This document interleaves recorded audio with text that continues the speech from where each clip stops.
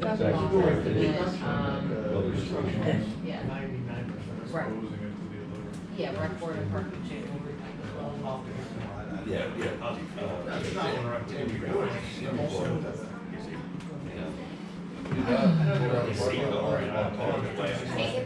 I would say that's no. Oh, she's talking about where you exit on the. So Jim's gonna have to do, like, they're the ones that public works guys put out, and the problem is they're just software says the signs attached to them, so you can pick them up and move them. I don't know how many send them, do a new librarian later, like, you can do it. 5 or 6 weeks or so. Crazy. Oh, yeah. I don't think so. How you doing? So where's your place in the beach? What town? No, it's. Lower it's Township, 5 days. in Wildwood and Canaan. Okay. Because he said he was getting the same thing one of our other friends had, and here, You looking, you move over this way? You come to Jersey? I'm a Bay guy. We're on the bay. We're in the bay side. That's on the bay. Yeah, it's nice. You know, Coastal Waterways behind my house, that's where I die. Where my boat died. Yeah. Is it? Last week? Yesterday, come on.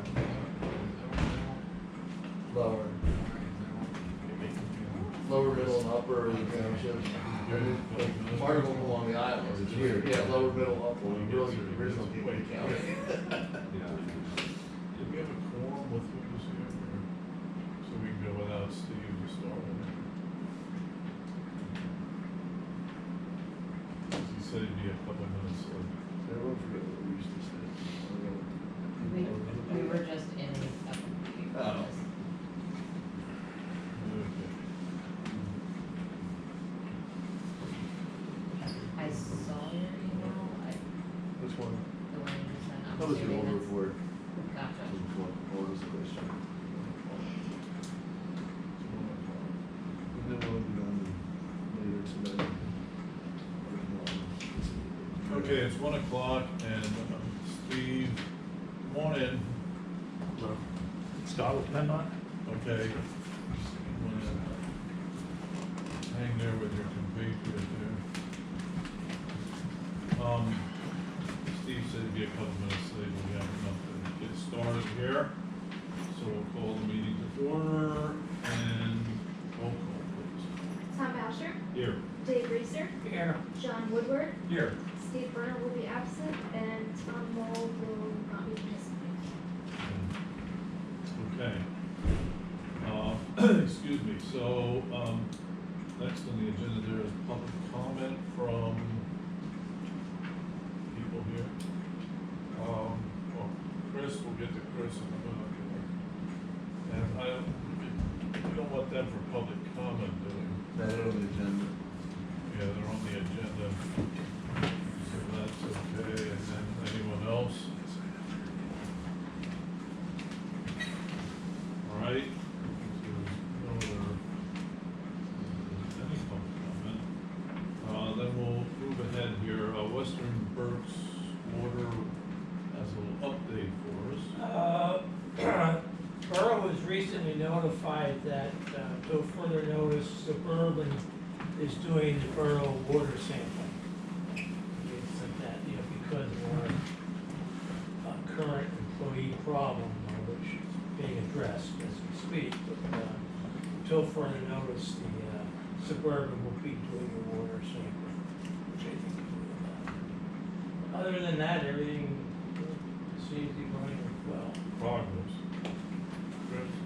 No, not too special. No. Okay. All right, then if not, you wanna jump ahead there to, number 7D. Since we have, the three gentlemen for the same project, Michelle? You do it. No, I'll just say it's forward, but I'm Say gonna do that. I'll be your Vanna. Okay, Good afternoon, everybody. My name is Don Lurch. I'm an employee of Arnold Copper and Call. We've been contracted by PennDOT to do a corridor study for the State Hill Road corridor. And here today just to give you sort of an introduction on where we're going and just exactly what that means. With me, representing PennDOT, Scott Cotero and Dave Molinaro.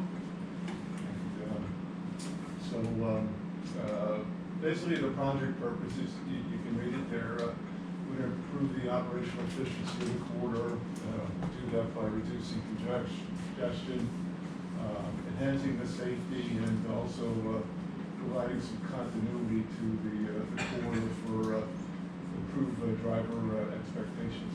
Okay. When I say the corridor, the limits that we're evaluating are from Colony Drive through the interchange and to and including Manhattan.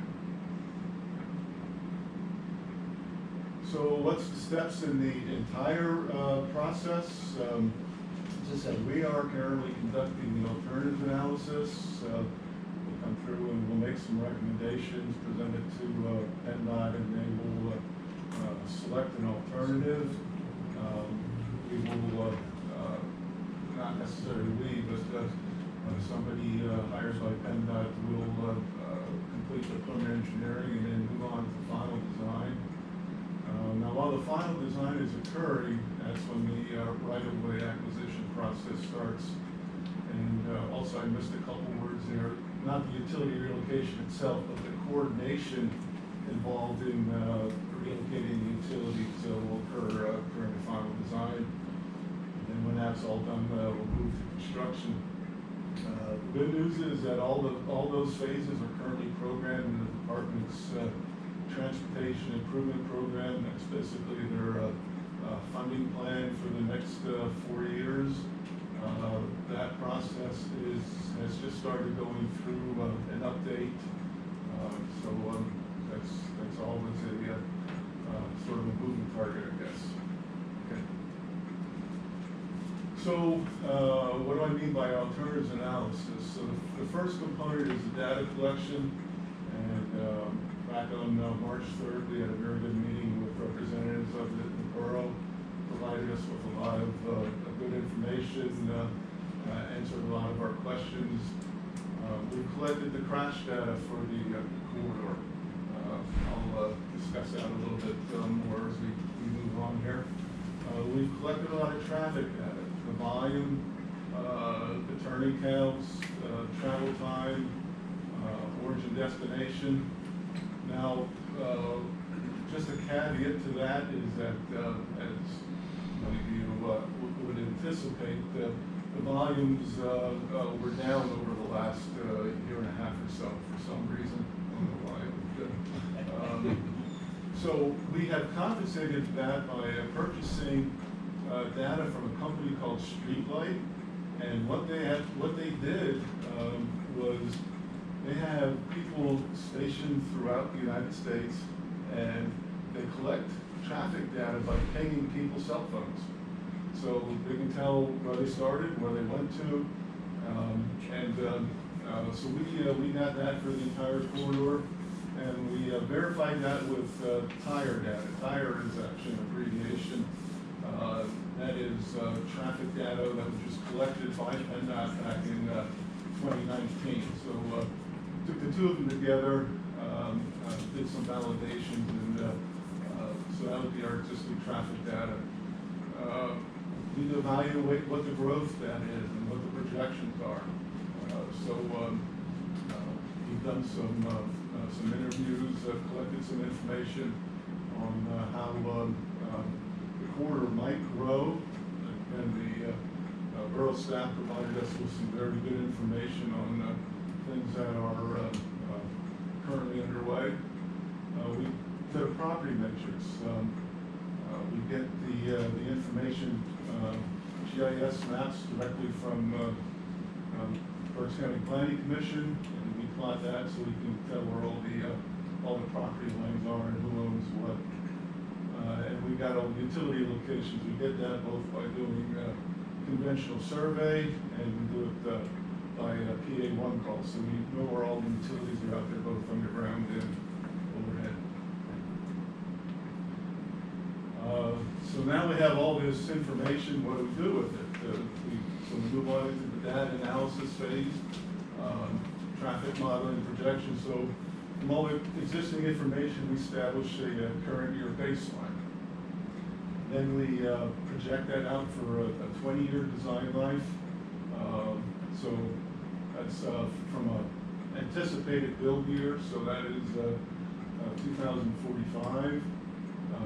We make projections based on a no build, and then as we're developing alternatives, we'll make those projections based on each build option. We're looking at 9 different intersections in the corridor, and Synchro 10, Synchro Sim are the name of the software that we're using to do the evaluation, if anybody's familiar with that. Wild card here is what's going to happen with commercial establishments, not only in this area, but you know, all over. What is the future of boxes? Are they going to increase? Are they going to decrease? Nobody really knows. So the only thing that we can go on right now is that they pretty much have the same viability as they are currently. In the case of Berkshire Mall, I know there's some vacancies, but we projected that they would be fully occupied, and then again projected those traffic data for a 20-year period. We also, as I mentioned earlier, we got a lot of information from the borough on there is some current development occurring, and there's also some repurposing in progress. They swore me to secrecy, so I can't mention any of the details. We do a crash analysis. What's the frequency? What's the severity? And is there any clusters or patterns within the corridor? And I'll mention a little bit more about that a little bit later on. We put all the data together from the survey, everything else collected, we develop a base map. We'll go through, we have completed environmental features overview. Later on in the process, when we're evaluating the alternatives, we'll take each one of the alternatives and make an assessment of what impact it's going to have to all those environmental features. And then we establish what are called the project needs, and I'll list them on the next slide, but the one after that. So then we move on to the actual alternative development phase. We evaluate each intersection and as required by department regulations, and we'll evaluate it for different types of intersections: signalized intersections, stop-controlled intersections, non-conventional intersections.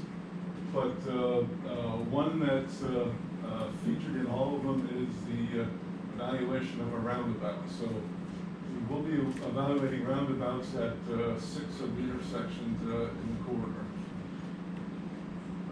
Once we have the needs established, then we take all of those alternatives and say how well do they address each one of the needs.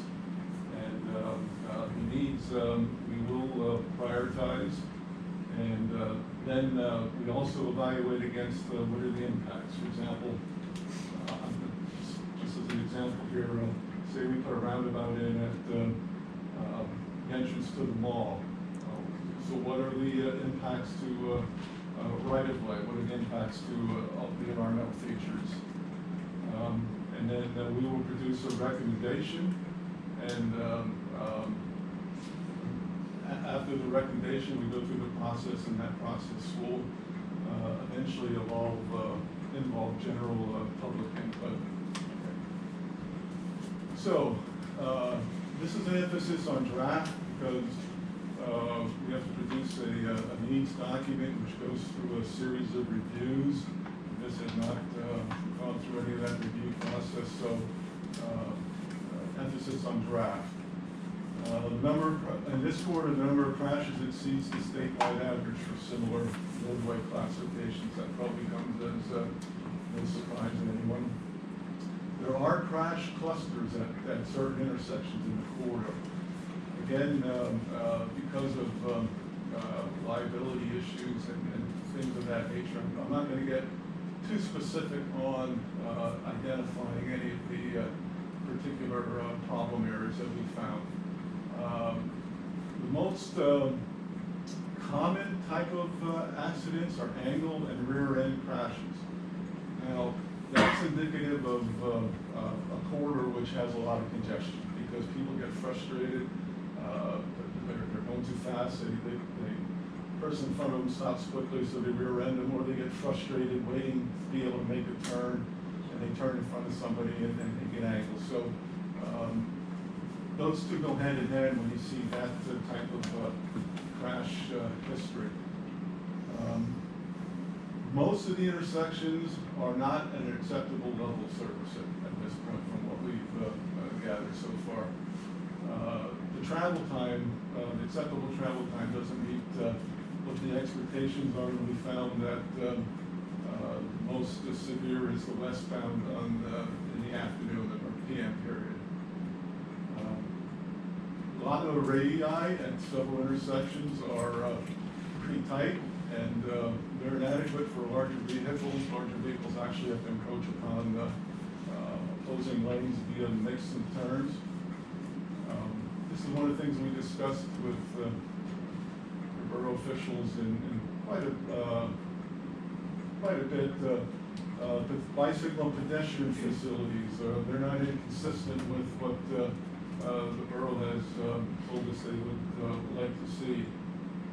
And last but not least is the cross-section's inconsistent as it goes through the corridor. You really have to pay, if you're not familiar with driving there, you really have to pay attention to the overhead signs and make sure you're in the correct lane, because the through lane sort of looks like this as you wind through. Okay.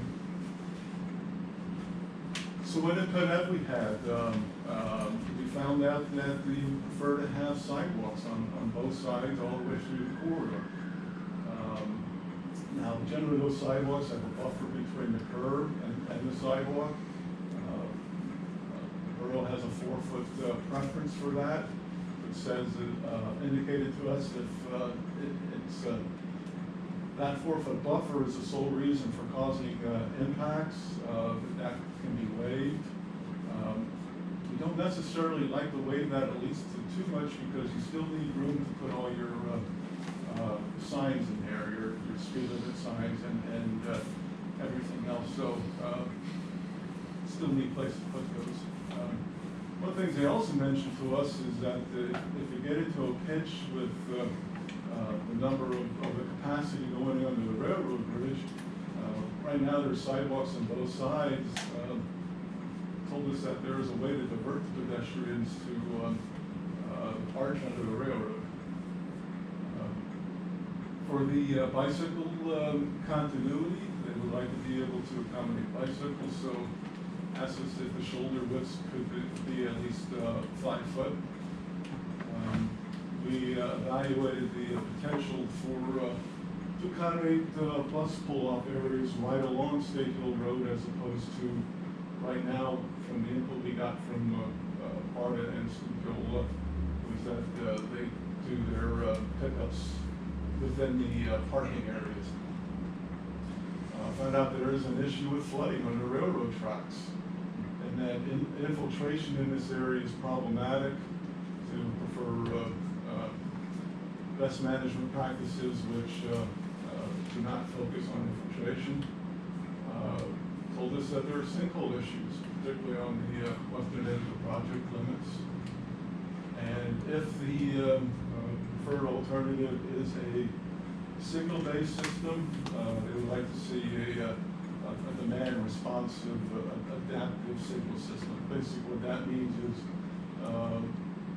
instead of having one programmed cycle for each intersection all day long or different times during the day, the signals actually adapt based on the traffic that's currently there. Okay. So what alternatives do we have under consideration? Now, all those alternatives, as I mentioned, from the impact that we have, will include the 5-foot shoulders and include 5-foot sidewalks on both sides through the entire corridor. We would we're taking a look at having a consistent 5-lane, minimal typical section. And that could be wider if, in case of, where right turn lanes are required, and there are 3 intersections we have identified where right turn lanes will be required. We're also going to take a look at a roundabout corridor. And besides the 6 intersections that I mentioned, and all the other, and you would have a median down the middle, and all the other roadways would be right in, right out. So if you wanted to make a left coming out of one of those roadways, you would go to the next intersection, go around the roundabout to turn around and go back in the other direction. And then a combination of the above. More than likely, I see it being number 4, which is a combination of some of those from the above, but we haven't gotten to that point yet. So what do we anticipate completing in 2021? We want to get to a recommended alternative, so we can prepare a scope of work for PennDOT to be able to select a consultant to do the preliminary engineering and continue on in the final design. And we want to complete that alternatives analysis phase of the project. Okay, so I gave you a lot of information. Does anybody have any questions or comments? So if you have to take property, does the borough take it by eminent domain or PennDOT? No, PennDOT. Yeah. And it is done by fair market value assessment. The right-of-way process is just that. A right-of-way plan is developed. The acquisitions are identified, and they could be permanent. They could be permanent easements. They could be temporary construction easements. Could be a lot of different things. And then each one of those acquisitions is appraised, just like you would get your house appraised. It's the exact same process, and that appraised value is then offered to the property owner. The property owner has the ability to accept. They can go through a negotiation process, or they have a process of saying, no, I don't want to accept. In that particular case, the department has the authority to file condemnation, which means the department takes possession, and then the matter of compensation then gets revolved through the court proceedings. Yes, sir. 10 years ago, we increased the sanitary sewer line from the 222 overpass downstream. Okay. From the 222 overpass up to Greenwood Mall or the Boscov's intersection there. Should be, the utility question, should be enlarged, and I just like to get that on the radar screen before it gets too deep. Well, that's a good point.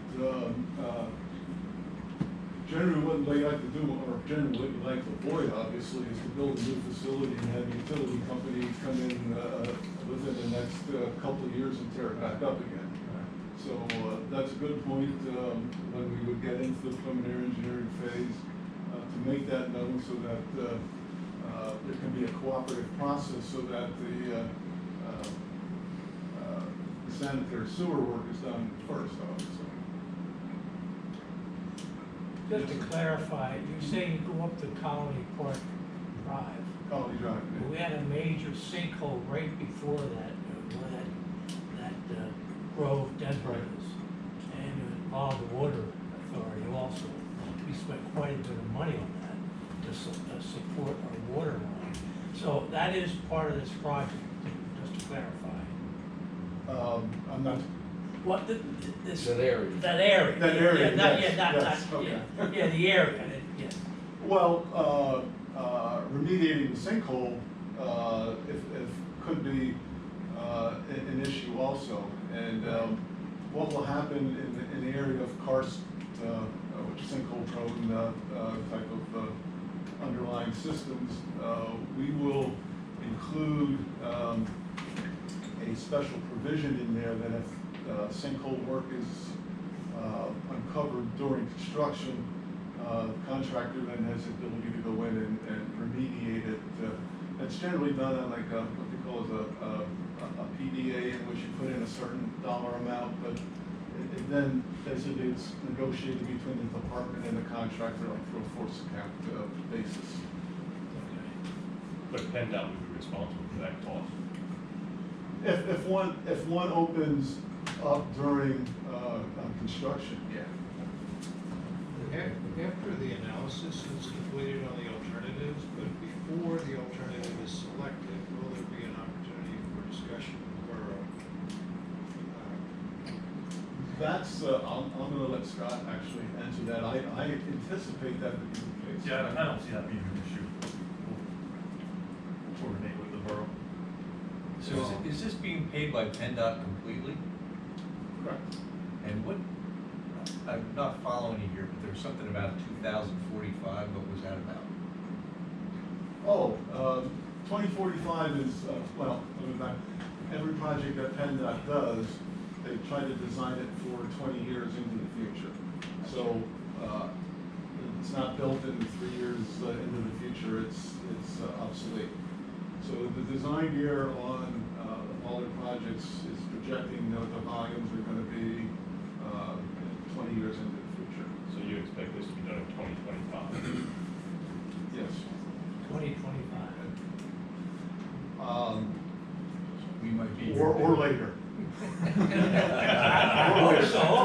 That's fair enough. 2045 is sending me over the edge.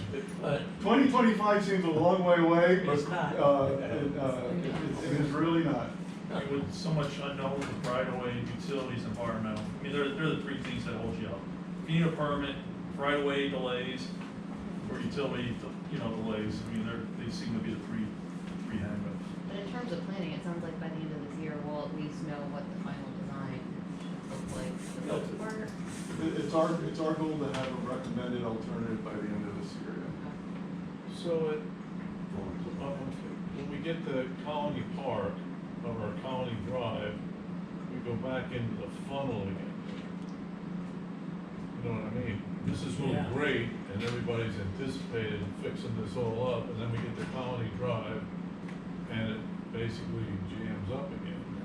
Well, it's sort of interesting that you mentioned that, because on my way down, I drove through the corridor, and that was, what I was thinking about is, how do we end it? Do we end it as a merge lane? Do we end it as a drop lane? In other words, you would make one of the lanes basically turn into a right turn lane for Colony Drive, and then that's how you end it. So I was actually thinking about how we were going to do that. I don't know the answer to that. I'm just curious. It happens now at Woodland Road, almost what you're talking about. You go out there, nice 4 lanes, all of a sudden Woodland Road goes right, and now you're in 1 lane. Did you say that Barta told you that they pick up on lots only? That's what, it's sort of interesting, because the person I'm coordinating with, it has a Schuylkill, SRTA, email address. And I'm still yet to figure out what the association is there between Barta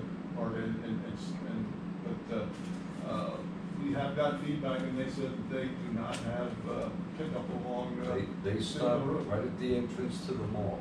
They stop there, and if there's a group of people, I mean, there's 1 lane totally tied up, and they do the same, and they stop at, State Hill Road and at Woodland Plaza. That's good to know that.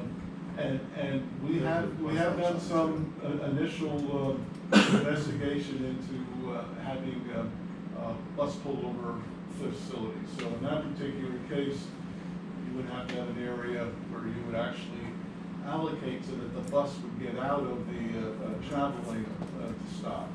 And you maybe put a little bus stop area there or whatever. So that's good to know. There's not a chance that there's 2 bus companies running in this corridor. You don't want to. No. It's all BARDA, It's all BARDA, okay. but they are affiliated, just through With some of the Red Rose. county meetings I've attended, they are affiliated in some shape or form. Or Lanco, or whatever it's called. The It's White Rose, Red Yeah. Rose, it's Red Rose Red and Rose. BARDA and the SRTA. SDCA, whatever that is Schuylkill runs County, both of them. Trent, or? Regional Transportation. No, Steve, you don't have a seat. I want to clarify too, again, the eastern terminus is the Penn Avenue interchange, not Yes. the 422, 222 interchange. No, it's the Penn Avenue intersection, yes. And, that could be the most interesting improvement of all. We found out some interesting things, for example, that there's a very large proportion of traffic that turns off of Penn Avenue onto Hobart, I think it is. If they're gonna, instead of coming down to the intersection and turning right, they use that as a shortcut, so, we've had to, incorporate that into our modeling. Penn Ave, I did mention that we did an environmental overview.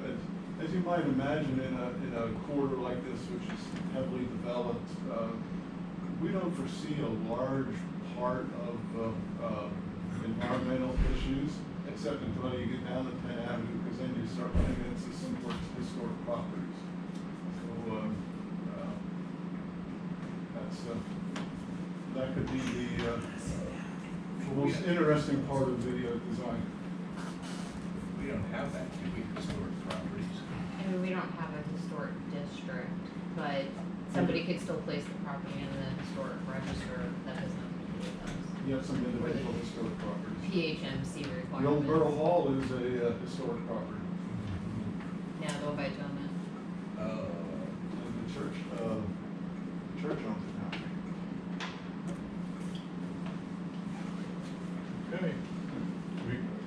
Anything to add from the other gentleman there, or is that just all part of Okay. your, I'm thinking No. he has it all. just to hear what he's saying? Can I ask just one question? Are you gonna be directly in touch with the utilities, particularly, I'm one of the representatives of the water authority. We have big 36-inch main running down State Hill Road. When you're talking about sinkholes, remediation, things like that, we obviously wanna protect that line. Well, I probably will not. The company that does the preliminary and the final design definitely will be, yes. They'll do some coordination during preliminary engineering, basically to get familiar with all the utilities are, what the utilities preferences are, if they have any issues, and then really get into the more extensive coordination during final design. Okay, great. But do you include in your timeline a period for utilities to do work before road work begins, or how do you coordinate that? Yeah. The reason I hesitated is it all depends on the way you ask the question is if you can, it's always preferred that you do the utility relocations before the contractor gets out there. More often than not, that does not become practical for one or two reasons. One is just the process itself. You get all the coordination done, you're ready to go to construction. And then in some cases, you might advertise a project for bidding, and the very first year of construction is just having utilities relocate. I just recently had a project where that was the case, where the entire first year of construction is putting in the stormwater management and relocating the utilities before you get to any of the roadway work. The other thing is, some of it might actually have to be coordinated, in which contractor has to do some work first before the utility company can do their work. Once you get into coordinated work, both contractors hate that and utility companies hate that, because they have to rely on each other. That's always the last resort, but sometimes it's necessary. Plus, the larger sites like pipelines, there's a long lead time right now. I don't know if you're experiencing that too. Like I think I'm hearing up to 9 months lead time to get you know, pipe VMA for your project. So we'll incorporate that on our schedule.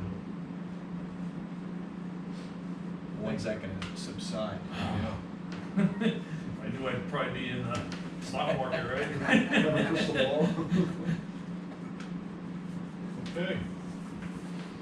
Thank you for the information. If anybody else has any questions, you can relay them to Michelle, and she can get them to me, and we'll try to respond as best as we can. Thank you. All right, thank you. Thank you. South Central Transit Association. South Central, okay. Stupid.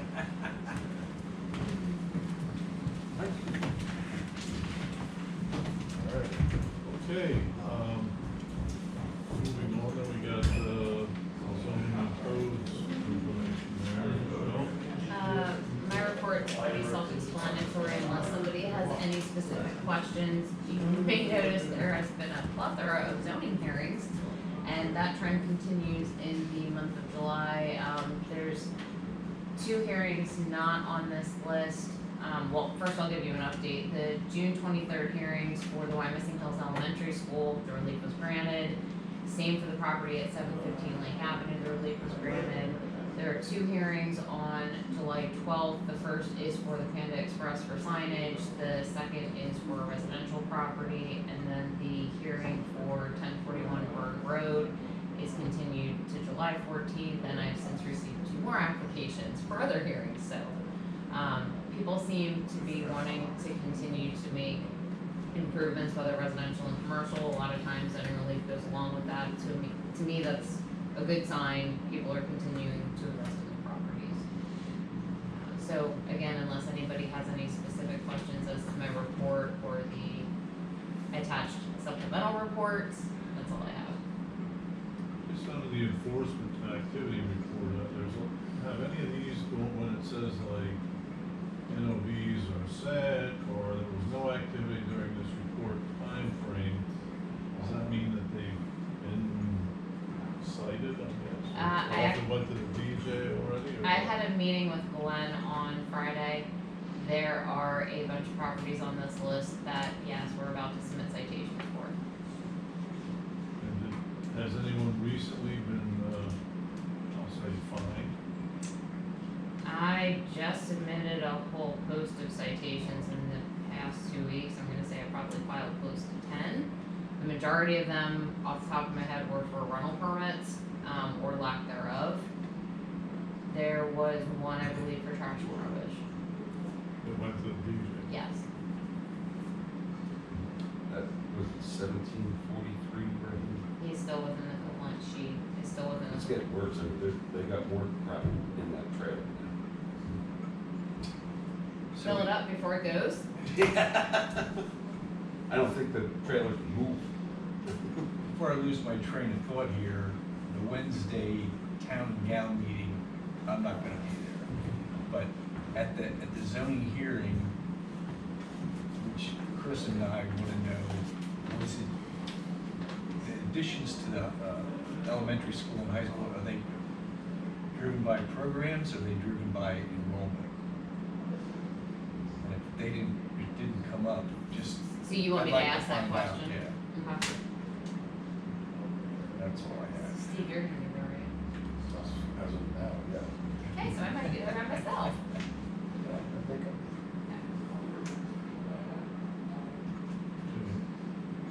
Anyone else? I saw my name there. Is there any way I can speak about it? No, maybe Michelle, can you fill us in first?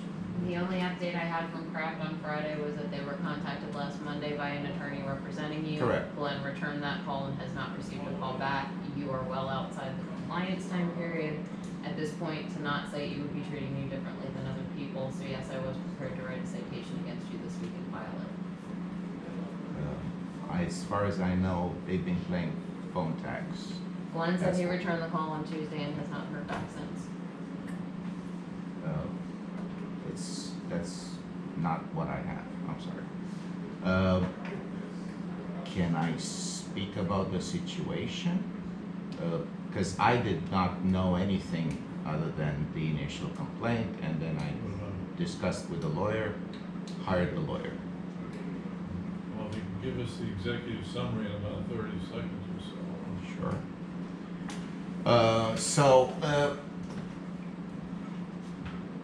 We know, well, it's kind of hard in 30 seconds. There are 10 years of issue here. And we have, first of all, I glanced over what was said over there, and I look now on the phone because I took a picture. Some of things that are on that list, I disagree with them. Chris Papada did not tell me half of those things, but that's beyond the thing. Right. Yeah, this is the thing. This is the NOV, correct. So the problem here is we have 10 years of issues that we've had. And it all started with the wall and with the contract with Bertel. I don't want to go way back to the. I know, but we cannot, that is my point today. We cannot ignore what has happened and pretend today that this is just out of the blue. We are the first ones, let me I think we finish. got people working on it. Is that right, Michelle? Let me finish. Hang on one second. Actually, Adrian, can I explain why 10 years is exactly why we're at this point? Under the Permit Extension Act of 2013, every permit you applied for roughly around the time period of 2013, the state automatically extended until this year. You will be getting a follow-up letter from Kraft summarizing what the Permit Extension Act was, and that anything that is not currently finished at your property, you're gonna have the option to either apply for new permits to finish out, or a time period in which you must close that work out. So during that 10 years under state law, you were automatically granted that time to complete the project, and we couldn't do anything to force you otherwise. I understand what your point, my point was completely different. I think that maybe I don't want we, to go into the points of it here. Is that the information here? Are we up to date with that? I mean, that's where things stand on the boroughs. all I can see is that you don't allow me to say it. So what's his appeal process? He already had it and it passed. He would have needed to appeal to this committee No, but within it. It's in the letter, Adrian. Okay, so that's. So I mean, whatever the appeal process should be is what he should be going through if he disagrees with the rule. That's right. And, Michelle, would he be able to extend those expiring permits? Yes, I mean, Kraft is totally willing to work with you to apply for new permits or extend those permits to give you, say, an additional 6 months to close them Well, out. that's not what Chris communicated. Chris All right, is well, not good at that's not fair communicating. here. Well, I think that's why this meeting is about. No, it's not. We have people who deal with that stuff, because we don't all sit here and know all those Okay, sure. details. Well, Yeah. it's, like I said, I think you've listened to a lot of things. I said to Tammy, you were talking back and forth and respecting her right to speak. And not everything that she said was necessarily matter of the I council. don't know So that. I feel that it's just, I think the problem that you're gonna have is none of us here at this table can solve your problem. no, So it's we can- correct. You can tell us about it, but we Correct. can't do anything about it. Yeah. It's Well, I right, think- because we're I gonna think you refer can. back to those individuals We do. and we're gonna say, go through the process. So So maybe if you're not satisfied after you go through the whole process, you know, Good. then I guess you could come to a general meeting and say, hey, I got a problem here, but until you go That's through those what I was trying to processes. say, so. But this isn't the right place. I mean, only because you can tell me all you want, and I don't understand it, unless I go up and you show it to me, but I'm not gonna get involved with that because they've got people that are hired by the borough to do that. So Right. that's who I think you ought to talk to and work Sure. with them to try to find a common Sure. ground solution. Adrian, And that was the difficulty that I had so far, and that was what I tried to address you, but I guess I can't finish. So I'm sorry. No. Yes. How about I put you and Glenn in direct contact? Oh, You you're- can come up with an agreeable time frame between the two of you. Glenn Kraft, the owner of Kraft Codes. I thought it was Andrew, but, No, Andrew doesn't even work at Kraft anymore. oh, okay. Okay, fine. To come up with an agreeable time frame. No, I agree. Sure. Okay. Good. But what I don't understand, Mr. Janik, is I don't care what the Act of 2013 said. your property looks terrible and has. And I fully agree with you. Well, then why don't you do something about it? You're a bad neighbor. I was just trying to discuss that, but I'm not left, so now you wanna discuss, but See you, man, to the meeting. the president, It's just a statement, we don't have to I discuss understand, anything. but you cannot just make a statement and then shut me off, All so right, next. John. Thanks. I can also say you're a bad councilman, so we can keep doing this, so. All right, that's where I thought this would I wish you would say I was the worst, I would take Next. that as a badge. go. Sanitary sewer measures. As far as A goes, Mr. Rehab's in town today. He has 3 little items. I've been saying this for 3 months. 3 little items to take care of. Tried to take care of one on Friday, did not work out as expected. They need to revisit it. They're out on Woodland Road today. Hopefully we'll be complete by then. Okay. And is that? Item over- B, this is a newer contract. It's been awarded. They have not started any work on this board. Tentatively mid-July. Tentatively mid-July, we'll be mobilizing. Okay. How about the pump station? That's just ongoing. That's gonna be a year and a half until we have the permit. Jeez. Okay. All right, water. That project is now complete, and we're looking for a recommendation for payment app number. Not even on here, how's it? We didn't get the app. You didn't go to the show. No, we have it. I gave it to you. I actually have it here. I don't know if we can do it without it being on the agenda. The final price, $138,964. Well, it's all on the agenda. It is on here. Change order number 1, change order number 2. 138. Oh, it's just not worded correctly, I guess, but, payment application number 1, $138,964. That work is complete. Good job. Good group, above budget, under budget.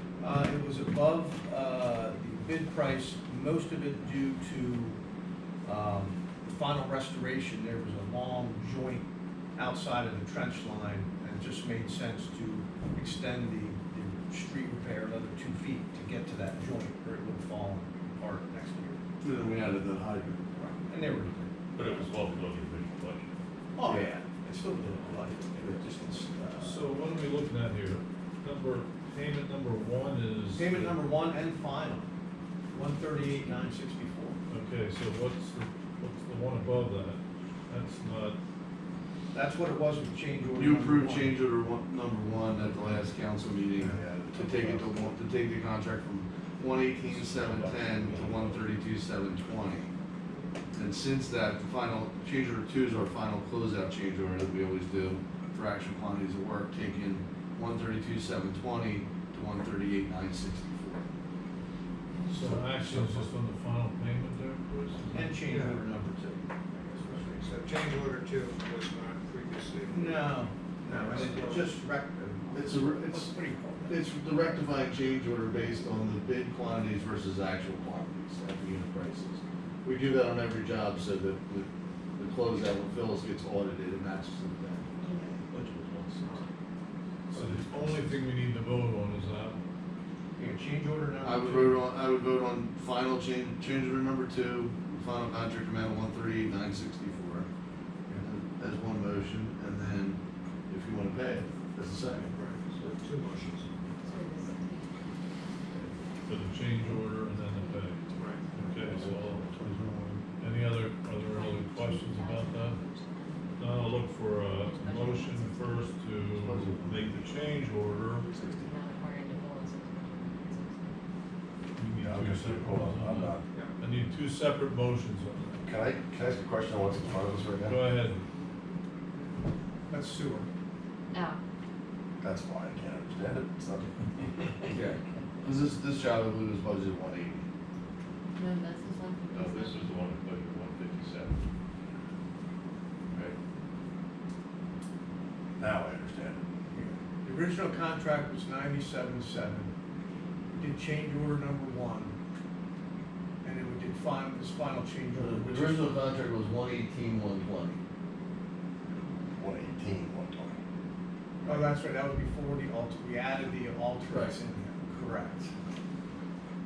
And then we added 14,600 for the fire hydrant that our guys couldn't do because of the gas main or electric Correct. main right next to it. And that took us to 132,720, and then the adjustment for quantities was an additional 6244, making us 138,964. What Phyllis doesn't have on that document is what was in the budget as a budget number. Well, And I believe, 157. where do you see that? It's on the front. Oh, duh, I didn't see Yeah. it there, okay, yeah, That- that was the number that went into the budget at the end of last year. So we're 18,000 under budget. Yeah. This I'll was make the a motion. contractor that was questionable, that was Correct. DPS. I'll make that motion. First one for the Whatever change one order. it is, yeah, that one. Second it. Okay, all in favor? Aye.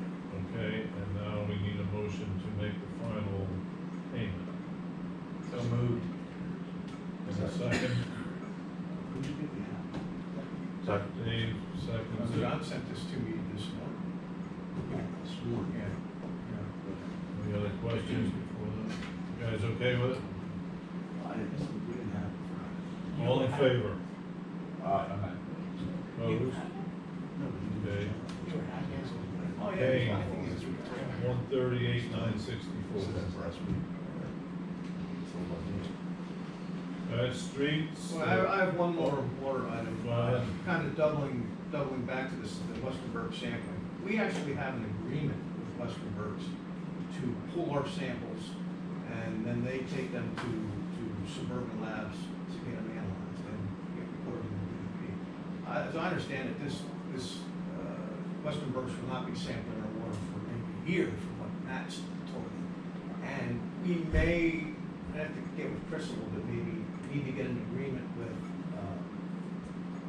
Suburban Testing Labs, that they are our sampling people officially. I'm not sure how critical that is. Who's paying for the sample? Right now, Western Berks puts that on our monthly invoice, but we will be paying Suburban directly, Oh, we will be, shortly. because I was gonna say, if we continue to pay Western Berks, and Western Berks pays Suburban, we don't need to change anything from the borough's end. But if Western Berks expects us to pay Suburban directly, then we need a new agreement. Some of these things still need to get ironed out. It's just a concern. I've talked to Matt and I've talked to Lisa at Suburban. And as soon as I get some good information, I'll have you make a final call. Right. Can we do Get that? back to me. Can we do that with the pump? It would seem easier for them to Well, like I bill us, said, especially if they're gonna go back to them for it. Say that again?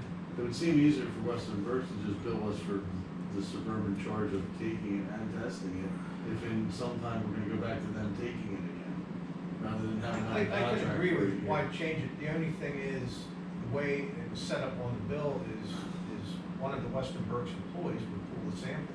Now we have to pay more. Somebody has to pay more to Suburban because now their field people are out laboring, taking the samples. So, I don't know if Western Berks. Well, the analysis part of it Is not with changing. Suburban. Are we paying that directly now? No. No, we're paying that through Western Berks. So what do we need to do? This committee needs to do nothing at this point. I just wanted to make everybody aware. I mean, if Western Berks is willing to bill us for what they're paying Suburban, I would just keep doing it that way. You have to let us know if that's acceptable or not. If I can just say for context, and Dave, maybe you can correct me if I'm wrong. We were doing all of this sampling for you, and until the accident happened, when it essentially took out all of the guys that we have to do the sampling. So we no longer have the staff to physically do the sampling for you, and that's why we're going to Suburban. I figured that was the case. Right.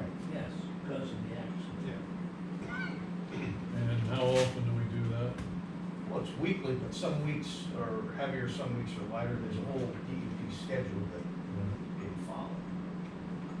The difference being that there will be an increased, well, we'll now be paying suburban, somebody will be paying suburban employees to go out and do the actual field collection. No change in cost, though. Just approve it. Well, they're gonna want, suburban's gonna want. Western Burst doesn't go to charge us the labor pool. You know, exactly. Historically, right? We've never paid, you guys have Right. just had We you guys did, do we it. did not pass on the cost Right. to Berlin. Did not. Just the testing. The analysis. Just the analysis. Right. Okay. Well, we'll let us by next month. maybe we'll- Yeah, we'll get that resolved. Yeah, Okay. we'll get the answer to that. All right, anything else for water? Jim? No. Streets. We awarded to affordable paving, they were given notice to proceed, we're scheduling, they reached out to you, Jim? I haven't heard from Affordable. At this point, I did send out letters to all the applicants, giving, they basically get a cost estimate from the bidder. And then they send a letter back saying, yes, we still want in, and we'll pay half the price. And I think there's one person that wants to sell a place and accept we still have 50-some properties. And I still get calls from people wanting to get on, say it's too late. Next year. Okay. Be there, street improvements, West Reading deal. Last I heard from H&K is they'll be starting next week. And they'll be starting with the handicap ramps there at 8th and Hill, West Reading and us. And then the curb work and then H&K will actually start the street work probably in 2 or 3 weeks, but their subcontractors going to do all the concrete work first. Okay. Progress. All right, 4th Street. We have payment at number 8 from Marlis for $253,345.94. We recommend payment of that. At this point, they're pretty much done out there. We're gonna do a final punch list walkthrough, but we had done that. Sean from office did a walkthrough with Pete from Marlis a week ago. So they cleaned some minor things up. I was over there, this weekend. No, who's gonna do all, are we responsible for all the landscaping that's gonna need to be done every year? So, Maintenance. Ongoing. No, it's, we're the only one that's in question is the center of the roundabout. Because Agri said they wanted to maintain that, and we said, sure, but I didn't see anything where we actually have an agreement with them that they have to maintain it. The center part or the whole thing? The center part, everything else is on private property, they have to maintain that. The only we have to maintain is around the multimodal parking lot at 4th and North Wyomissing, that's ours. And then obviously street trees, all the street trees are ours. Jim and I had a conversation with Equus, a year, maybe more ago, Maybe that more ago. sounded like they wanted to put some type of sign in the middle of the roundabout. So it would make sense if they wanted to do that they would be responsible for maintaining the whole thing. Plus, I mean, I think they have a much more what's the word? Robust landscape department. I was actually gonna say their investment in the overall property is much more considerate than ours, that they would care about the aesthetics of what that circle looks like, as Yeah, opposed it's to us. beautiful. That looks great. Yes.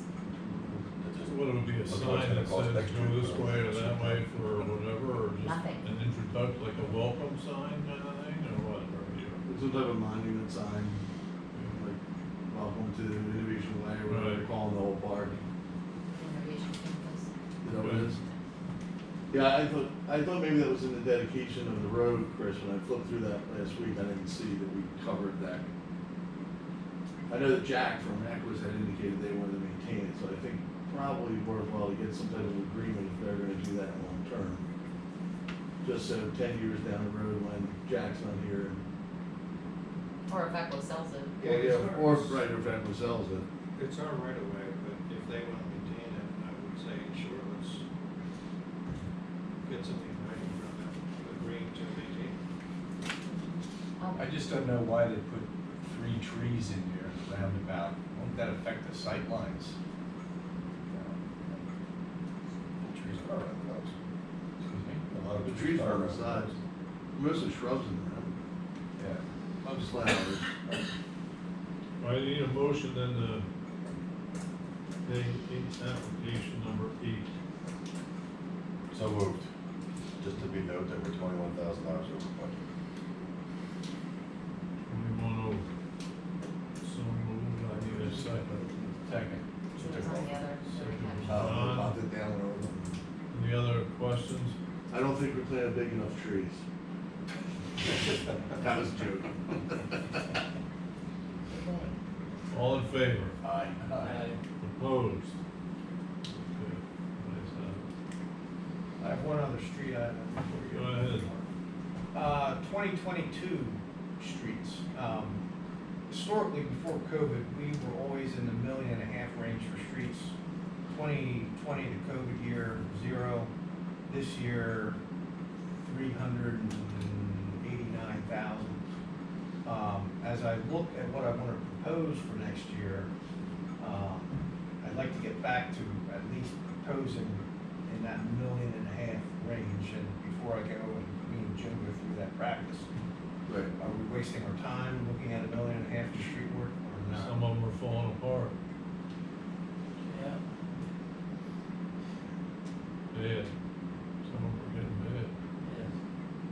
Go ahead. Yeah, we can cut, but I just don't want to, if we're not even thinking about, We have a 5-year plan, right? yeah, Yeah. we have a list of Well, streets. The 5-year plan was Needs to kind of, get updated. before COVID was set up around $1.5 million budget a year. You know, So we And it has we to be We're 2 basically had, million short now. right, so we basically had $7.5 million of streets we were gonna do in 5 years. Yeah, we got some streets that need to be fixed. Put them in, we'll see what we got, and try not to cut much. Right? We have a priority list of.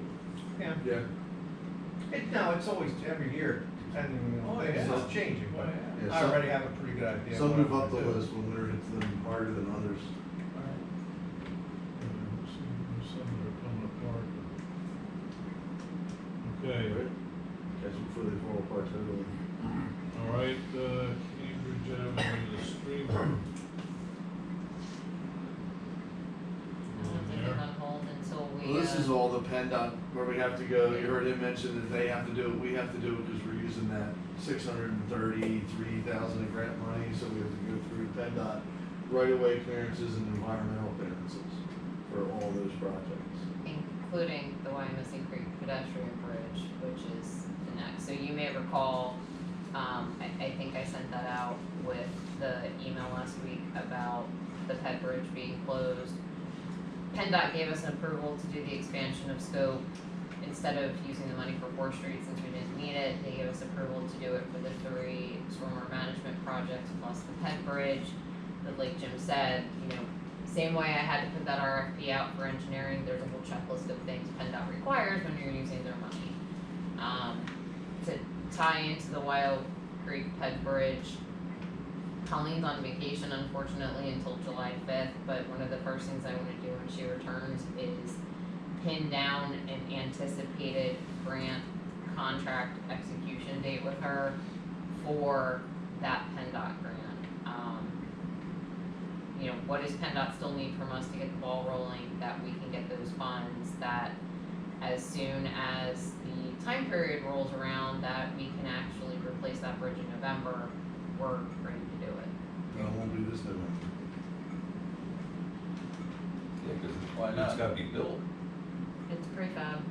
Well, it's gotta be ordered, it has a 14-week lead time, but we're not gonna have the PennDOT clearances for a year, they told us. Because if you remember on that call, he laughed at me when I told him in January that we wanted to build it in November this year. Okay, so how do we fix it now? So That's a good question. that's it. It's Swiss cheese, the steel is, I mean, you're gonna spend a lot of money to fix that. There's gonna be a lot of remedial work, you can't weld in-house, can we? Jake was welding last week when I was at the. Structurally well, We have a portable welder, and we have guys that can weld. Put a weight limit on it. I mean, nobody, I can't walk. you have to have a medium shirt or smaller to walk across the bridge. So you gotta look at a way to see if there's enough. Yeah, I haven't looked at it in any detail, maybe, I don't know. Well, right now, if you grab the railing in the middle of the span and push it, the whole steel moves. yeah. I had asked, talk to Michelle, talk about this, just another conversation, but is there like a final report on all this or something? Yeah, it'll be issued this week. Oh, I mean, we didn't have anybody lined up to do this and write a report, it just happened, so. well, I'm just wondering, because all of a sudden it went from like, well, we can kind of scoot by here for a year and a half. Not really, because I looked at the bridge with Jim and I in 2019 and said you had 2 years. And then we looked at it again and did a report last August, and we said, it's not an imminent risk failure, but these repairs need to be made to keep it open, and none of the repairs were done. So can we go back to that list of repairs and revisit them now? Yeah, well, probably looking 30, 50 grand, something like that. But you're talking about 2 years? That this thing's not gonna be replaced for 2 years? I don't think you'll be starting the bridge till November 22. I think. I'd look at the $50,000. Well, and you, not to throw up your reserve money, but I mean, you still have that. I think you gotta look at I it. think this is, I would call this an emergency, so. Well, I mean, yeah, if this is an emergency, we actually do an emergency repair and just get somebody out there to fix it, it doesn't even have to be bid. As long as Chris agreed, we agree that it's emergency under the. I would defer to the engineer as to the urgency. Well, we close it, it's not structurally Yeah, sound, it's unsafe. it's placarded, it has Well, construction So- fence. Based on what Jim is reporting, I think you can take the position that this is an emergency and that you can require the repairs to be done. I mean, this is, part of the infrastructure that is used every day by residents of the borough. So it's an urgent matter. And I also think the point that was made earlier about people walking through the creek in order to bypass the bridge, that is a safety Well, that's issue. dangerous. And I don't think we wanna create a situation where people could be harmed by bypassing the bridge. So it seems to me it's an emergency. Okay?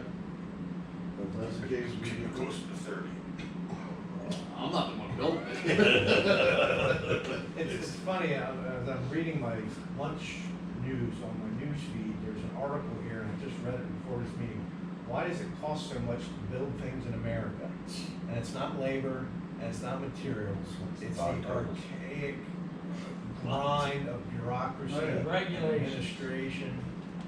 The one good thing is we have a permit to replace the bridge, so we don't have to get a permit, we could literally do it tomorrow. Just can't get a bridge. Huh? Just can't get a bridge. Oh, no. If we don't go to use the PennDOT money, we could have the bridge done in November. How much is a bridge? 250. But you're Alright. paying 20%, max, you're paying 20% now for temporary repairs to leak through for another 18 months. Sounds like you come out ahead if you wait. But I mean, you do the repairs, wait for the first.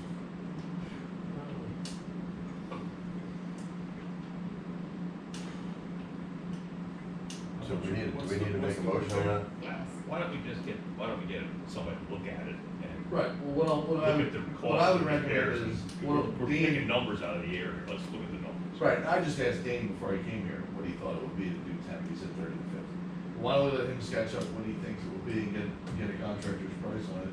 They can get in there, and then we can get that circulated to everybody to look at, and then if you want to move ahead, you could do an emergency vote and ratify the council. Because we could probably fix it outside the trout season restrictions here. I Yeah, believe. what we're gonna do to fix it shouldn't impact It that. wouldn't involve the abutments or anything, it'd just be steel and wood. It's gonna be temporary steel on the abutment, we're not gonna pour, and then the reinforcer, put sister beam in there. So are the beams in danger of collapsing, or is it just this? Well, there's spots of the steel where you can put your hand through, when Dane puts on his finger went through. And then when he grabbed the railing in the middle of the span, the whole bridge started moving apart, he thought he was gonna fall in. tell them not to do that stuff. Yeah, Let's wait Is till that like the doctor, my arm hurts when I do this, or don't do that? That's right. Since it's an emergency situation, can't you come up with the $250,000 now? But no, because we won't get reimbursed from PennDOT if Right. we spend the money now. We don't have an executed grant You won't contract. get reimbursed at all. No. No. We have to get the contract executed and then go through their right-of-way clearance and then their environmental clearance. And technically their utility clearance, even though we said it's creek, no utilities. But, I don't know, for that kind of money, I can't believe that we don't have $250 that we could do in an emergency in the help of the state's. Well, we do have $250,000, no question we have the money. Yeah. Well, So- that means we're wasting 220. I didn't, And it the takes a question while was, to do we have the build money? this The answer is for yes. Yes, yes, but how you use But it. we're gonna walk away from the 220. Right. No, right, you're not gonna get the. I'd rather spend 50 to get the 220 back than I would to, yeah. Let everybody sit around and mull up the math here.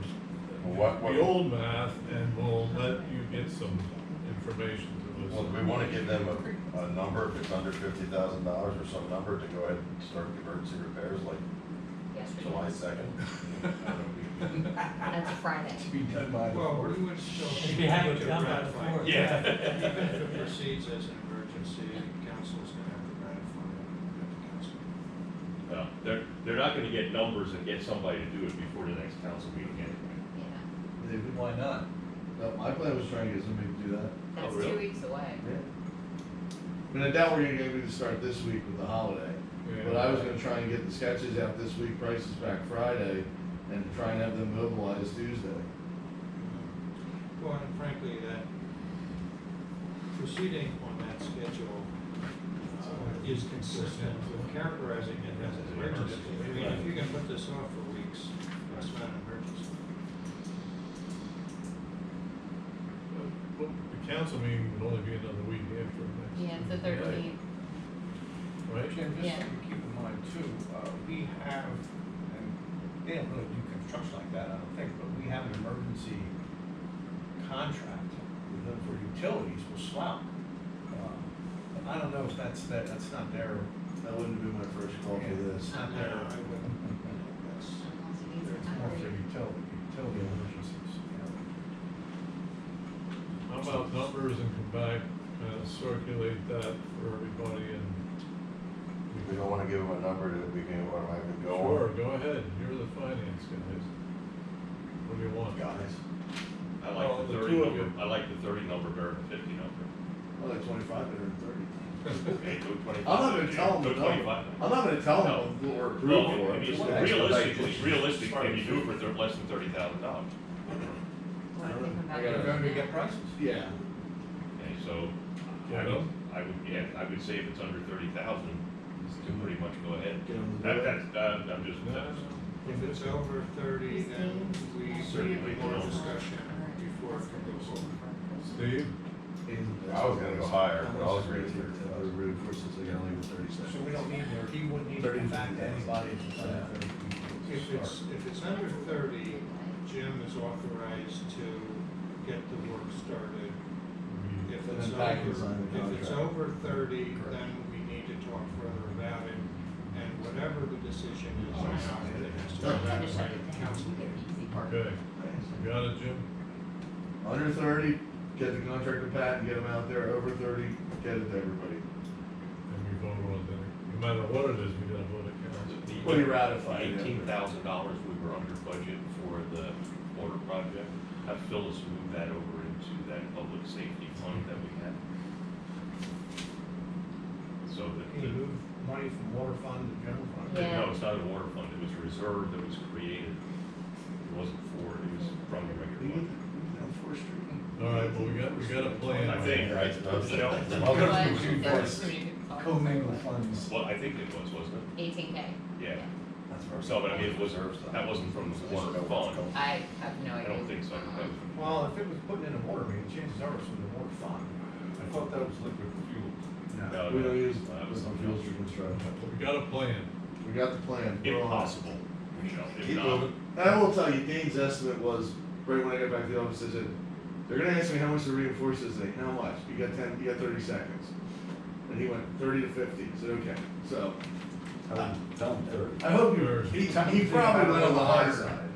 All right, Go for it. so we don't need to vote for anything there, just, we got a plan. Okay. Well, I would like authorization. From the committee, well, I'll need a motion then. I'll make a motion that if we can get that repair done for $30,000 or less, get it done. Just Pat signing the thing, and if it's over that, back, Then we'll email it around to everyone. okay. Regardless, we'll email it around to everyone. Right, John, was that a second for you? All in favor? Aye. Opposed? Okay. All right, so that was, does that cover the bridge? I guess that covers the bridge there. And is it posted now? It's, yes, since 7 o'clock, the day after we're shut down, Okay, good, both sides laminated. good. And with that, we still get a final report, I guess, or something like that? Yeah, we'll get the report, the inspection report that's in draft today that has to be reviewed before it's issued, and then we get then when we get the sketches that we're gonna give the contractor price, it will shoot those around for Okay. them as well. Gotcha. All right, Public Works, I do have a follow-up question. go ahead. You said this money, there's $250 for the bridge from the state. Are we guaranteed that money? We have 633,000. I have We just a, have to sign the contract.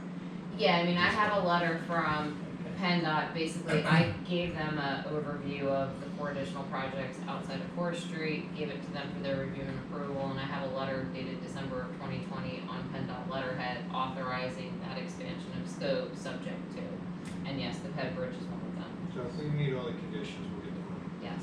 Okay, thank you. It's not a hopeful, it's not a wishful thinking. No. Okay, that's why I wanted to make sure that, I understand. Okay. All right, Public Works Facility. Stay tuned, no announcements made yet. We are scrambling to get the bid documents together for bidding next Friday. The 9th. Okay. Verizon. All right, if you recall, a couple of months ago, council approved an ordinance, amending the zoning ordinance to set aesthetic standards for the small wireless communication facilities in the borough. The follow-up to that is, at least in part, a Verizon agreement that I have looked at, and this is different than something that council had approved several years ago with, what was that company? Mobility? Mobility, okay. We had an agreement with Mobility to use some facilities in the borough to install wireless facilities, and we were actually gonna make some money from them.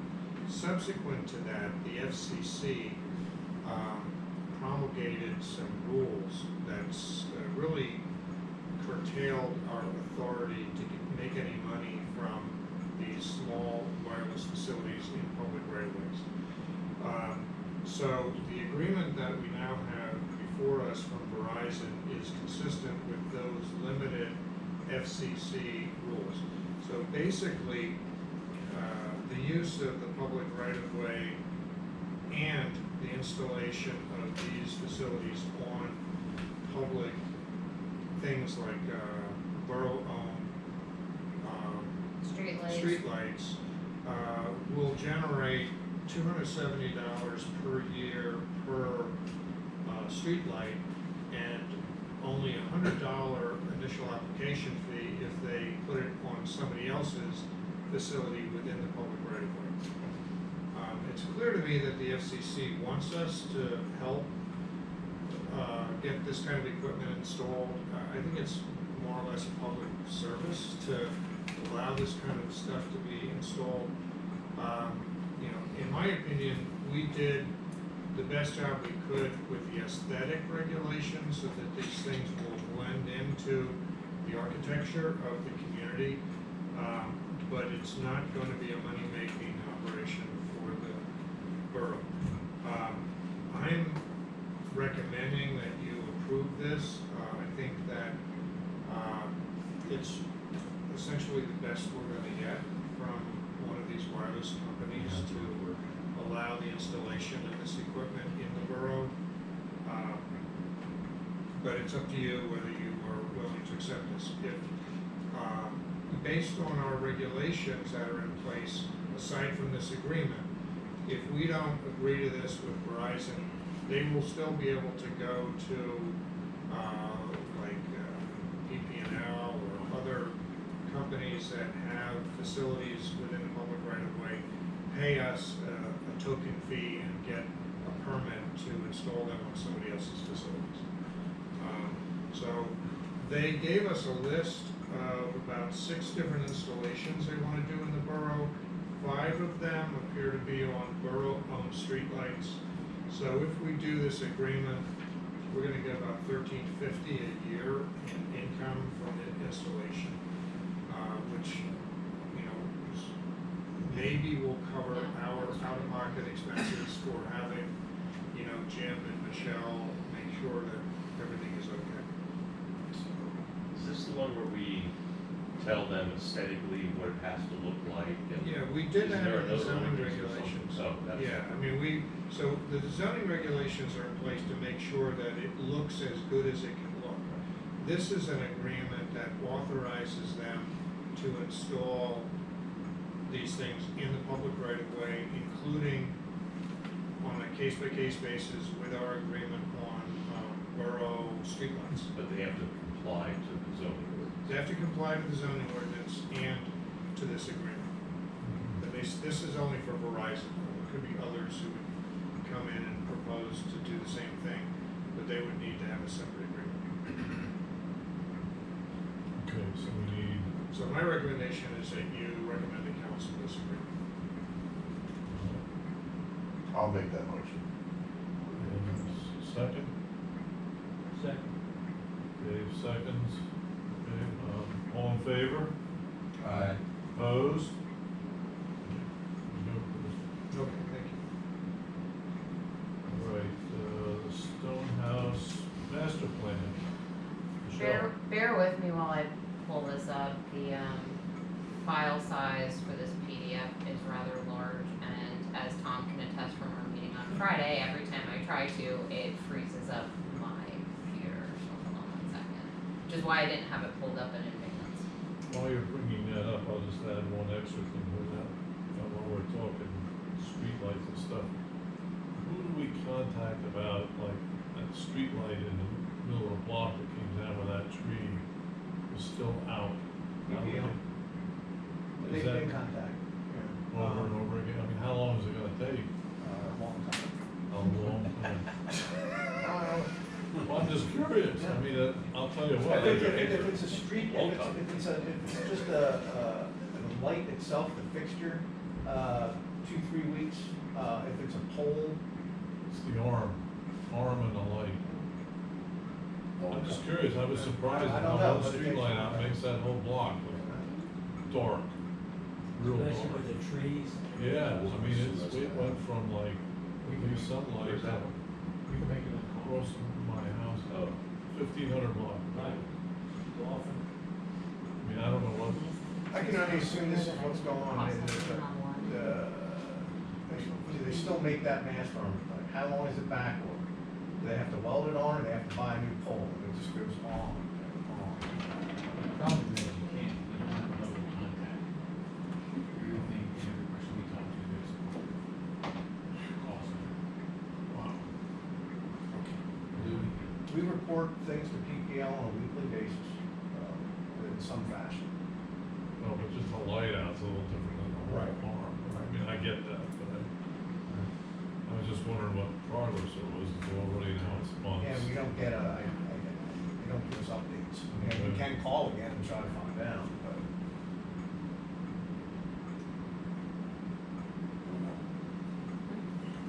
Okay, Ready?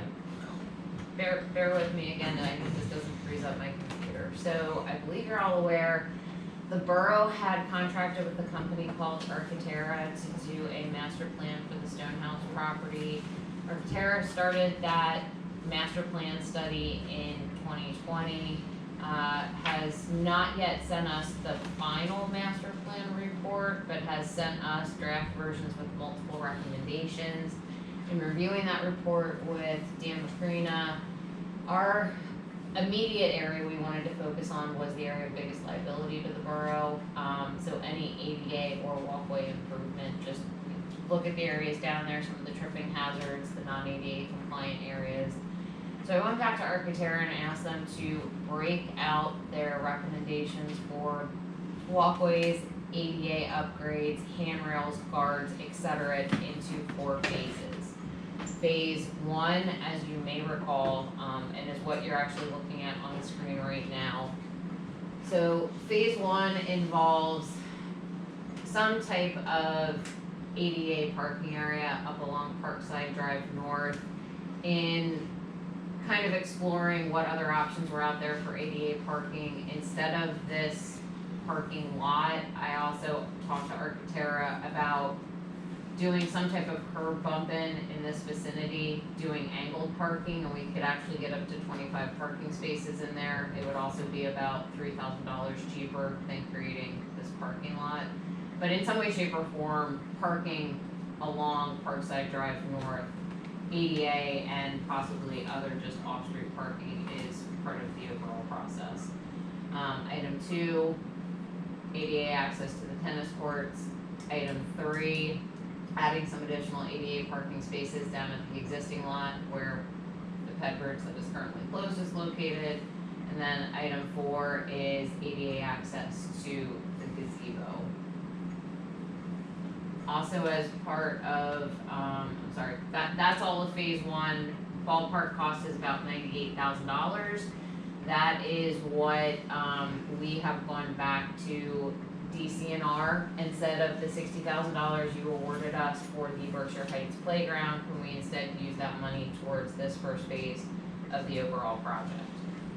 We did get a yes on that. That just at some point needs approval, input from council.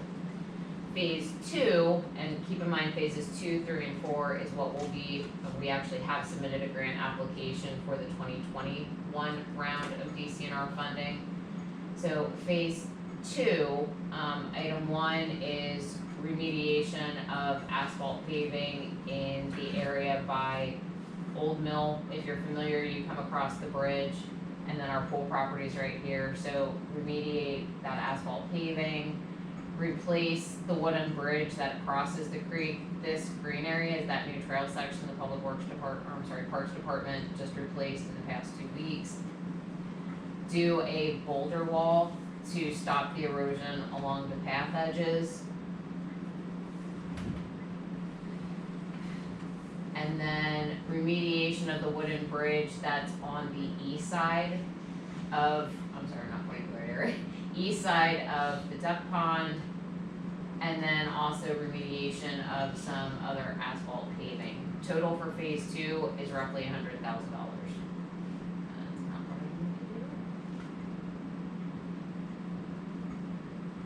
Phase 3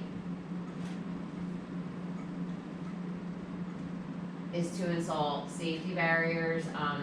This trail area, roughly Old Man Echo, is right here in the middle. So this is the trail area leading from the pond up to Old Man Echo and then down towards the pool. And then also part of phase 3 is replacement of walkways around the stone house, replacement of handrails, both going down to the tennis courts and to the stone house, and then new stairs leading up to the tennis courts. And that roughly is about $100,000. The most expensive part, and phase 4 is coming in around $140,000. Replacement of the boardwalk that leads to and from Old Man Echo, replace the viewing platform that's up here on the south side of Parkside Drive North, replacement of some other crushed stone pathways with asphalt, same thing over closer towards the pool. And then again, this is just tying in the viewing platform and replacing some other areas around the stone house. So ballpark cost for all 4 phases is slightly less than 450,000. We already have a 60,000 funding commitment from the state for phase 1. We would be on the hook for 40,000. Phases 2, 3, and 4, we have a grant application in for 250,000.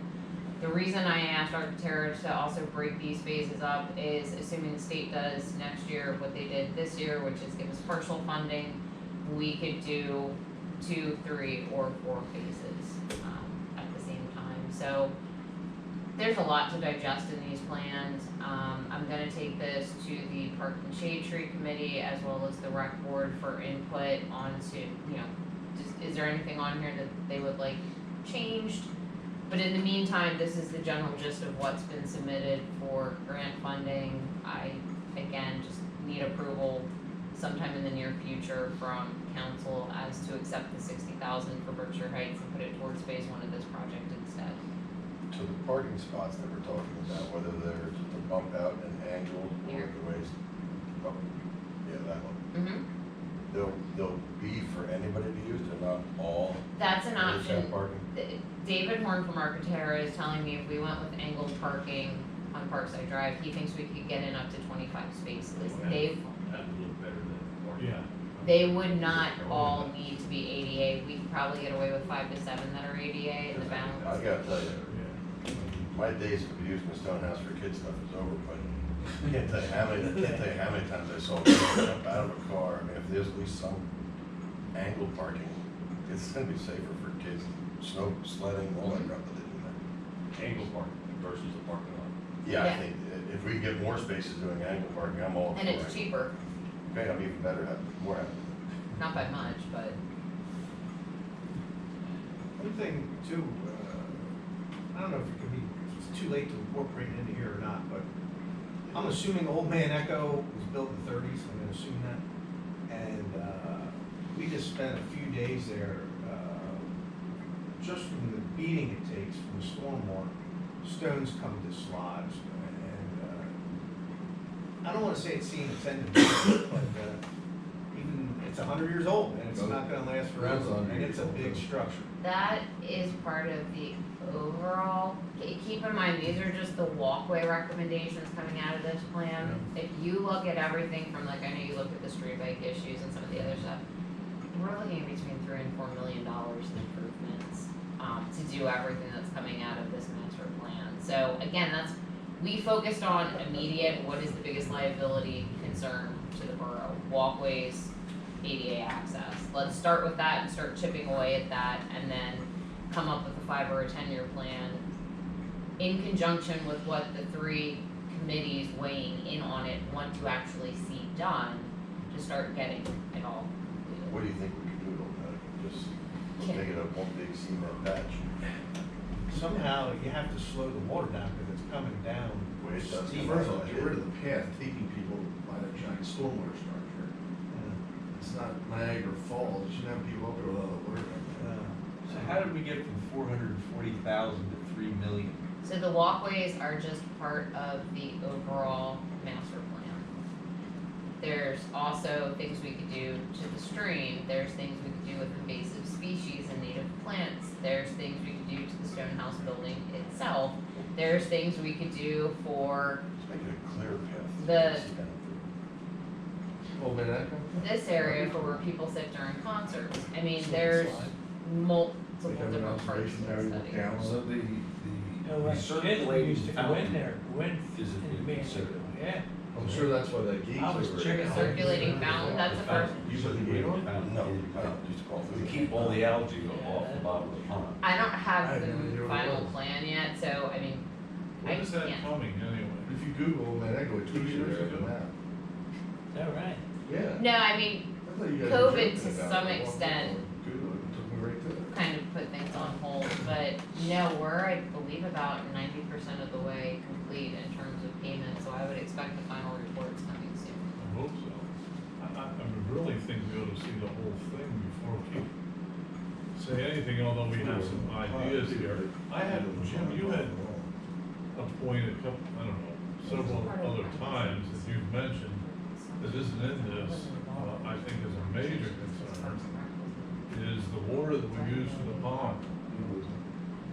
spring. pipe, yeah, the pipe that comes from that spring house down to the pond is now currently, as Jim has pointed out, and I've seen walking by it, exposed in the creek bed. That's So one of the. one of these gully recommendations. washers with a giant boulder or a giant tree or limb or whatever could easily knock us out of commission there temporarily, if not permanently, and that water's free.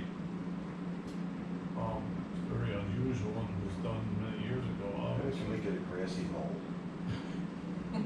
Well, I don't know, but I mean, it is exposed. It's not like, They call that out. Another, there's improvements they're recommending making to the creek to improve the aesthetic of the creek when you're walking along it. I mean, some of it is tree removal, some of it, they call out that pipe that it's visible. We can get grants for that stuff. We did it at the museum, we took out Mirror Lake to turn it back into a stream. And there's grant money out there for that.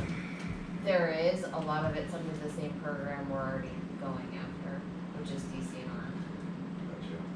Michelle, can we, I know I keep talking finance, but also for infrastructure and coming back to Jim's concern with the highways as well, the streets as well. Can we get, for the finance committee and for infrastructure, a list of every grant that is currently out there pending? And if it's earmarked for something in particular, That would actually be me, not Phyllis, so yes. whoever, just, I get so confused about what we applied for versus what we got versus if it's already been approved for use someplace. And then list like the COVID money, and I think we're still not clear whether we can designate any of that for, if it's truly infrastructure, if we can designate some of that for next year for Jim for either some water repairs or some street repairs or something like that. But a list of every one of them, what the dollar amounts are, if it's a matching fund, just one consolidated summary, because I just can't keep track of them all. And we're getting money here, it's a match, it's not, and we can start that, but we can't start this. Hey, I just keep it in my head too. Yeah, well, how about we take That's your hand scary. on a piece of paper? you know, lost in all this is we have a really nice walk out Old Wyomissing Road along the creek. It's already there. You know what I mean? What, the I know it's road? not a trail, yeah, I mean, it's a great spot. Did the people look at you when you drive a car down? Right? Like, what are you doing? Oh, you're talking about the road? Yeah. We get the evil eye when we drive out there. You would know, when you You're jump not with you, would get the vehicle. evil eye, the public works truck driving down there. What the hell are you doing here? Yeah. How are you driving past me? We have a pretty neat spot there. Bicycle, I mean, I know Yeah. bicycle.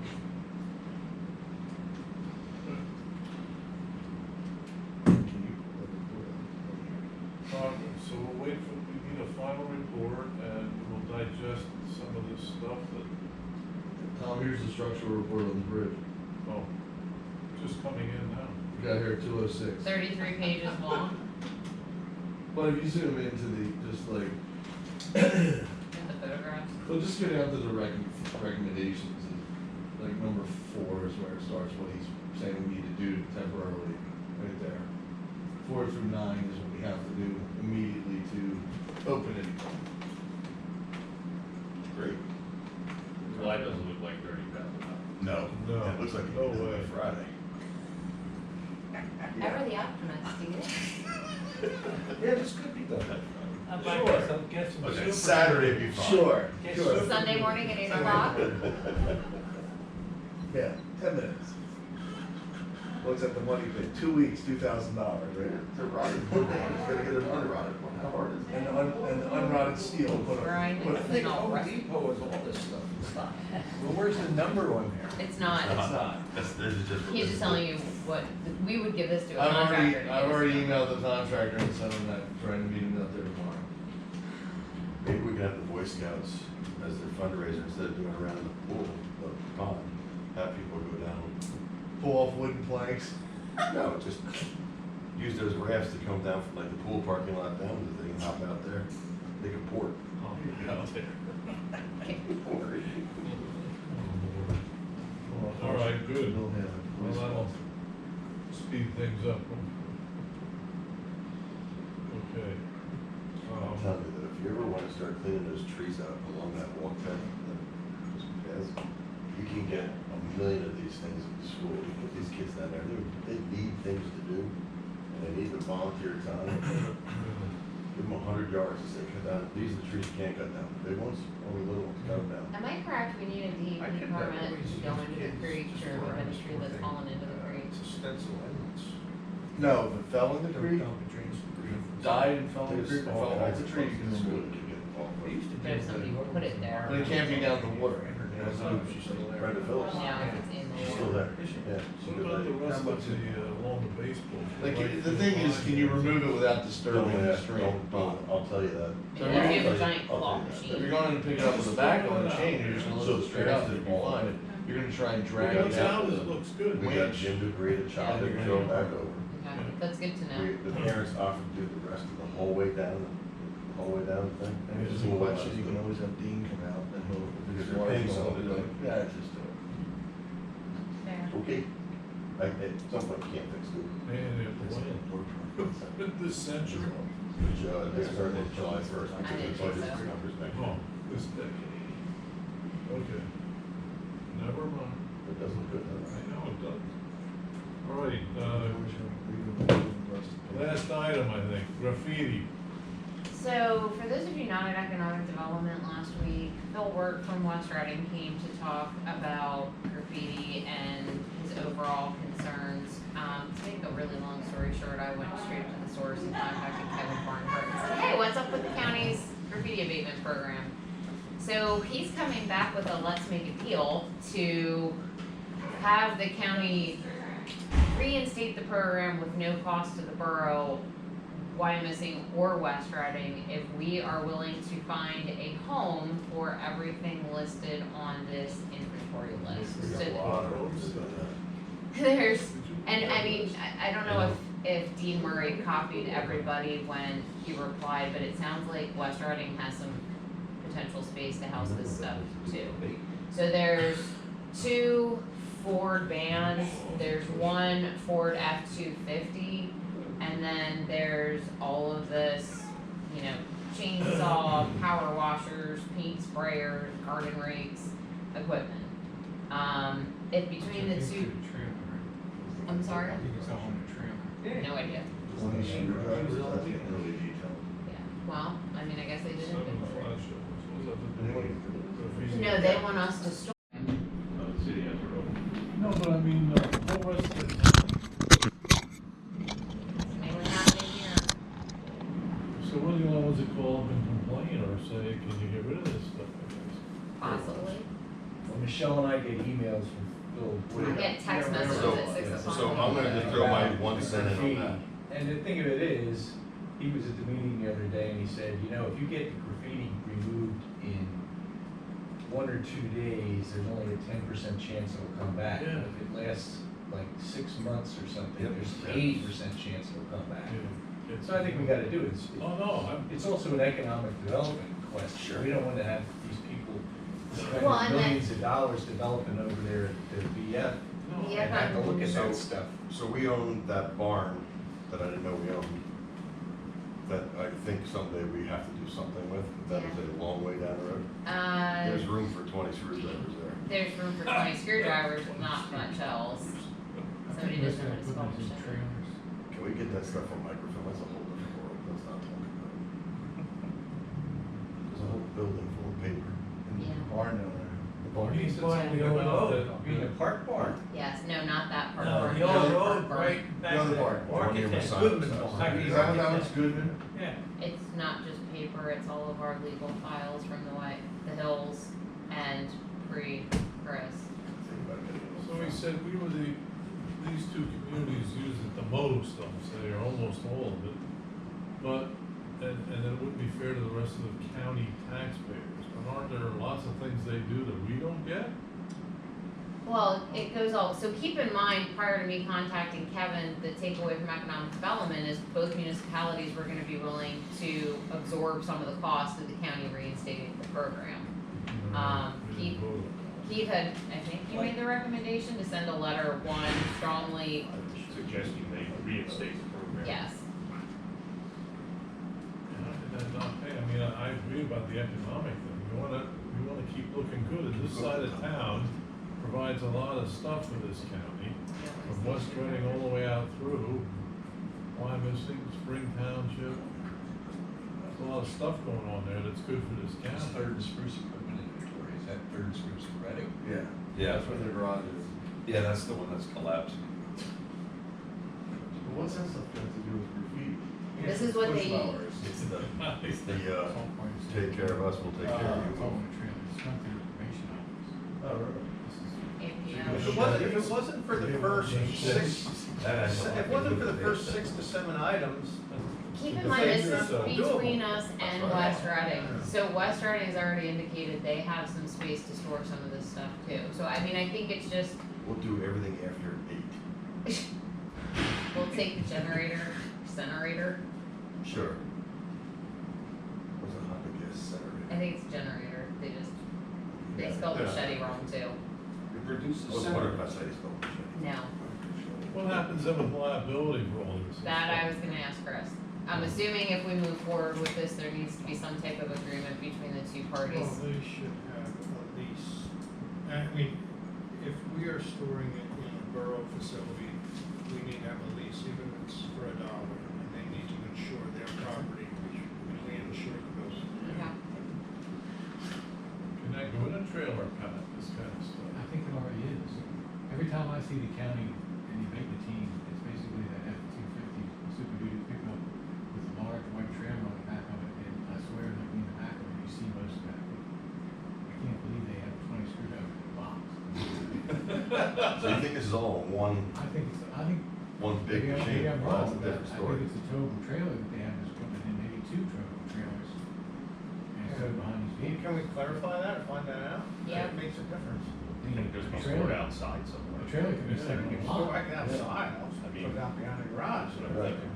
If it's locked I don't up, think there's anything wrong I with it. suggested that to Mausoleum. someone else the other day. it could be. Put it- Yeah, I mean, that would be the answer if we could just store it And they outside. provide the personnel and, Yep, financing them to. yeah, that's all done through the, ACO.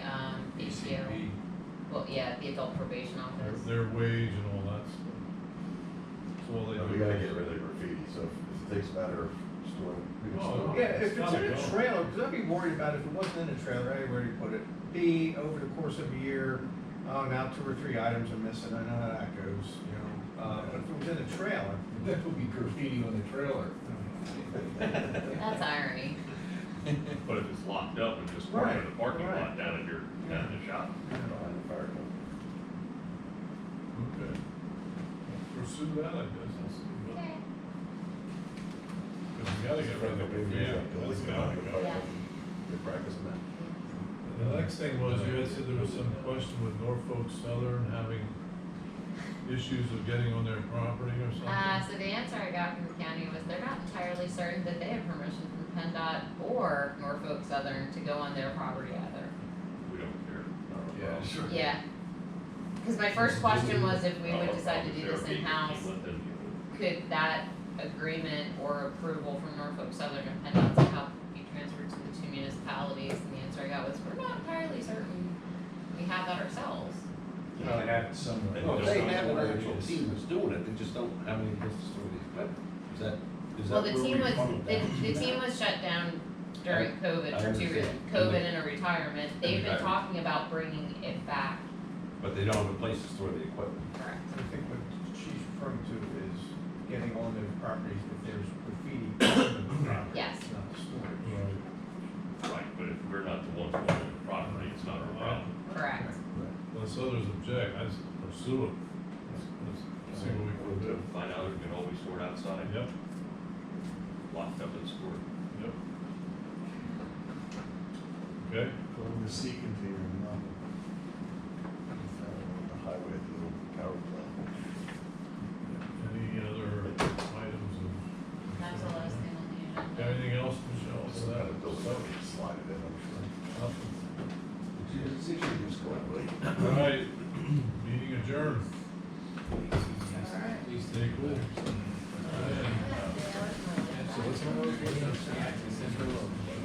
I mean, it's more a traffic issue, so one, people are running, and I mean, I've been out there a lot in the past 2 weeks talking to the residents, and I've seen that people are blowing up, and traffic signs. I know, that's not stopping people from driving all day. In the 40 minutes I spent out there, Yeah, 2 weeks ago, you talking buy to it, Tammy, right? I saw probably 20 to You 25 heard the day cars like come through, Yeah, either tonight go at through 7 the o'clock, we alley, have a- blow the Okay. road closed signs, pop you, Yeah.